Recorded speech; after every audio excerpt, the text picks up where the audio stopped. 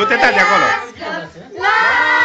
Mulți ani trăiască, cine să trăiască? Riana să trăiască! Riana să trăiască! Riana să trăiască, Riana să trăiască, la mulți ani! Lasă telefonul ăsta, te rog. Dă-i tata un telefon. Hai să suflăm aici. Stai să... Hai, suflă tare.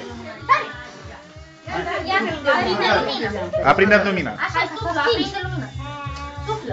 Ia să vedem cum suflă Riana. Ajută Maria. Ia du-te. Hai fă așa. Hai să te ia mama Asta e. stingă.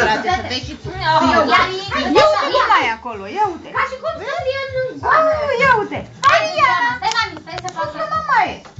Hai, Riana, suflă. Hai, mami, suflă acolo în mânărică. Așa, așa. Ia să hai cu mami, hai cu mami, amândouă. Hai, haide. Ia să vedem suflă Riana. 2.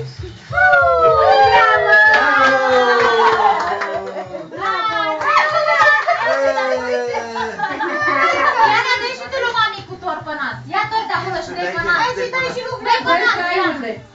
Monica, dă-i și lui Vladuțu, că a venit. Bine, haide.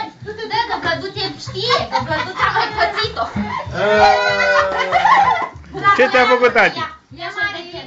Vlăduț, ia uite la tati. Ia poze. Ia uite la tati. Ce ți-a făcut tati? Ce ți-a făcut, mă? Hai, dă-i să șteargă mamaie. Hai, du-te la mami să-ți facă poză. Stai că șterge. Stai să dea mamaie. Gata, aștept băiatul. Hai cu tine. Mai că l-am simțit.